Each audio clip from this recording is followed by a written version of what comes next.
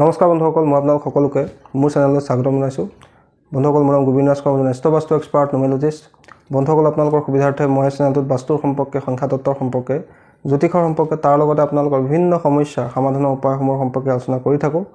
গতিকে যদিহে আপোনালোকৰ মোৰ চেনেলৰ ভিডিঅ'সমূহ চাই ভাল লাগে, অনুগ্ৰহ কৰি মোৰ চেনেলটো ছাবস্ক্ৰাইব কৰি ভিডিঅ'সমূহ লাইক কৰিব, কমেণ্ট কৰিব আৰু যিমান পাৰে শ্বেয়াৰ কৰিব।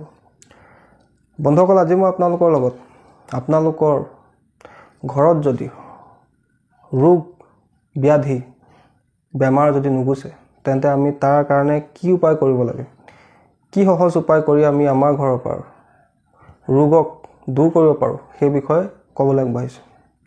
বন্ধুসকল, সাধাৰণতে ৰোগ হোৱাৰ বিভিন্ন কাৰণ থাকে। আমি যদি খোৱা লোৱা ভালকৈ নকৰোঁ, আমাৰ শৰীৰে যদি ভালকৈ ভিটামিন নাপায়, বা যদি আমি অস্বাস্থ্যকৰ পৰিৱেশত জীৱন যাপন কৰোঁ, আমি হাইজিন মেইনটেইন নকৰোঁ, তেতিয়াও আমাৰ বিভিন্ন ধৰণৰ ৰোগ হ'ব পাৰে।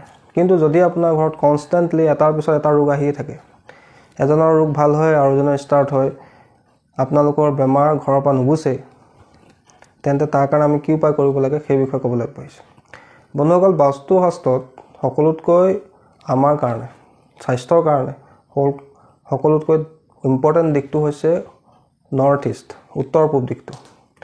যদি আপোনাৰ ঘৰত উত্তৰ পূব দিশটোত বাস্তুৰ দোষ আছে, ধৰি লওক তাত কিটচেন আছে, টয়লেট আছে, টয়লেটৰ টেংকি আছে, বা তাত আপোনালোকে চিৰি নিৰ্মাণ কৰি থৈছে, ষ্ট'ৰ নিৰ্মাণ কৰি থৈছে, তাত কোনো জীৱ জন্তু গঁৰাল আছে, তেতিয়াও কিন্তু আপোনালোকৰ এই ধৰণৰ সমস্যা বেছিকৈ হ'ব পাৰে। গতিকে আপোনালোকে যিমান পাৰে নিজৰ ঘৰত উত্তৰ পূব দিশটো ক্লিন কৰি ৰাখিবলৈ যত্ন কৰিবলৈ, চাফ চিকুণ কৰি ৰাখিবলৈ যত্ন কৰিব লাগে। পাৰিলে তাত মন্দিৰ নিৰ্মাণ কৰিব লাগে। তাৰ লগতে আৰু এটা দিশ আছে, যাক স্বাস্থ্যৰ দিশ বুলি কোৱা হৈছে, যাক কোৱা হয় নৰ্থ অফ নৰ্থ ইষ্ট, অৰ্থাৎ উত্তৰ পূব আৰু উত্তৰৰ মাজত এটা আৰু দিশ পোৱা যায়, যাক কোৱা হয় নৰ্থ অফ নৰ্থ ইষ্ট, অৰ্থাৎ এনানি বুলি যাক কোৱা হয়, উত্তৰ পূব বুলি যাক কোৱা হয়। সেই দিশটোক বাস্তু অনুসৰি তাক স্বাস্থ্যৰ দিশ বুলি কওঁ। যদি সেই দিশটোত আপোনাৰ কিবা বাস্তুৰ সমস্যা আছে, তেতিয়াও কিন্তু আপোনাৰ ঘৰৰ পৰা স্বাস্থ্যৰ সমস্যা নুগুচে।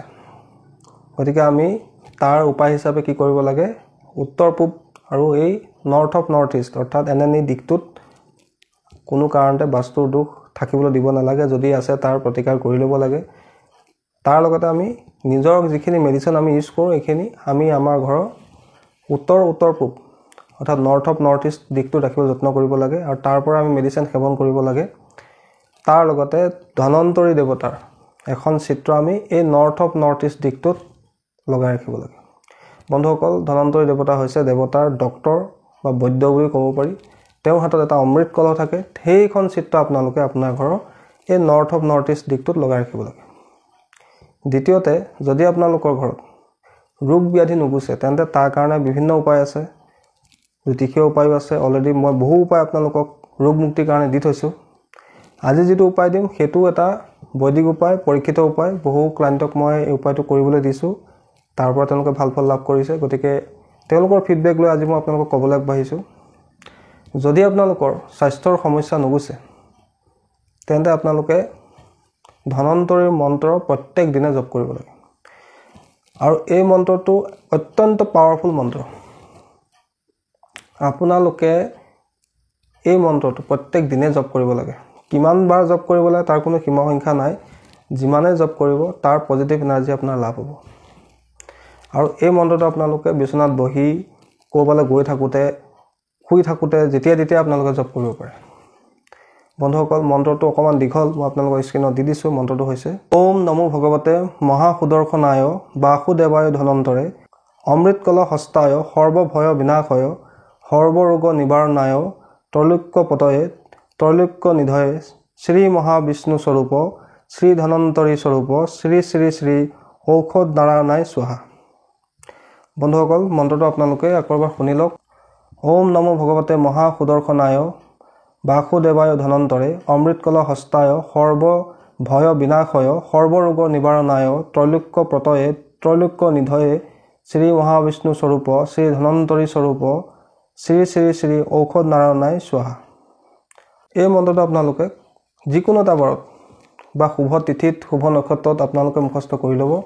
তাৰপিছত আপোনালোকে যেতিয়া আপোনাৰ সময় হয়, যদিহে আপোনাৰ ঘৰৰ পৰা, আপোনাৰ জীৱনৰ পৰা ৰোগ মুক্তি নহয়, যিমান চেষ্টা কৰি, বিভিন্ন ঔষধ সেৱন কৰি, বিভিন্ন উপায় কৰিও আপুনি কোনো ভাল ফল পোৱা নাই, তেন্তে এই বৈদিক মন্ত্ৰ আপোনালোকে সহায় ল'ব পাৰে।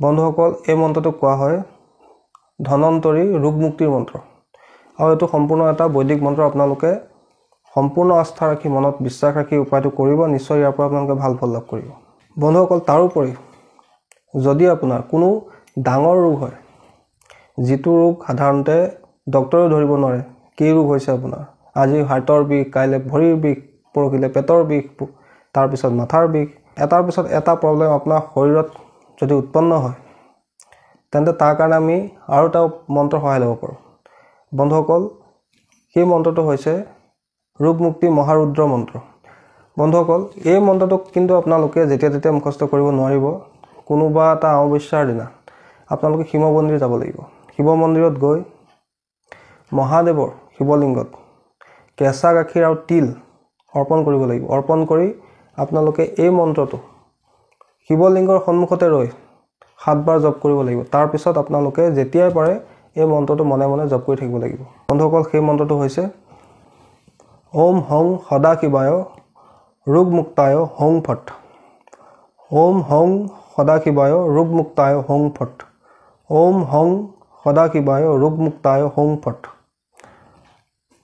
বন্ধুসকল এই মন্ত্ৰটো আপোনালোকৰ যিকোনো দুৰাৰোগ্য ৰোগৰ পৰা মুক্তি লাভ কৰাত সহায় কৰে আপোনাৰ আয়ুস বৃদ্ধি কৰাত সহায় কৰে এক প্ৰকাৰে মহামৃত্যুঞ্জয়ৰ নিচিনা এই মন্ত্ৰটো শক্তি আছে আপোনালোকে মই কোৱা ধৰণে কোনো অমাৱস্যাৰ দিনা শিৱলিংগত কেঁচা গাখীৰ আৰু তিল অৰ্পণ কৰিব অৰ্পণ কৰি শিৱলিংগৰ সন্মুখত 7 বাৰ এই মন্ত্ৰটো জপ কৰিব 7 বাৰ জপ কৰাৰ পিছত এই মন্ত্ৰটো সিদ্ধ হ'ব তাৰ পিছত আপোনালোকে যেতিয়াই পাৰে মনে মনে এই মন্ত্ৰটো জপ কৰি থাকিব চাব আপোনালোকৰ শৰীৰৰ যিখিনি ৰোগ ব্যাধি আছে সেই ৰোগ ব্যাধি আপোনাৰ শৰীৰৰ পৰা লাহে লাহে আঁতৰি যাব সম্পূৰ্ণ বিশ্বাস ৰাখি কৰিব দুইটাই বৈদিক মন্ত্ৰ গতিকে আপোনালোকে গুৰুৰ প্ৰতি আস্থা ৰাখি ঈশ্বৰৰ প্ৰতি ভক্তি ৰাখি মন্ত্ৰকেইটা জপ কৰিব নিশ্চয় ইয়াৰ পৰা আপোনালোকে ভাল ফল লাভ কৰিব তাৰোপৰি এই মন্ত্ৰটো আপোনালোকে আৰু প্ৰকাৰ ইউজ কৰিব পাৰে ৰাতিপুৱা শুই উঠি কোনো পানী গিলাচ ল'ব পানী এগিলাচত এই মন্ত্ৰটো 11 বাৰ জপ কৰি 11টা ফু দিব তাৰপিছত সেই পানীখিনি আপোনালোকে গ্ৰহণ কৰিব আৰু এই উপায়টো প্ৰত্যেক দিনে কৰিবলৈ ল'ব বন্ধুসকল এই মন্ত্ৰটো এটা শক্তিশালী মন্ত্ৰ গতিকে আপোনালোকে ভালকৈ ব্যৱহাৰ কৰিব আশা কৰিছোঁ আপোনালোকৰ ৰোগ মুক্তিৰ এই শক্তিশালী মন্ত্ৰ দুটাৰ সম্পৰ্কে জানি ভাল লাগিলে যদি ভাল লাগিলে অনুগ্ৰহ কৰি ভিডিঅ'টো লাইক কৰি দিব কমেণ্ট কৰিব আৰু মোৰ চেনেলটো ছাবস্ক্ৰাইব কৰিব ধন্যবাদ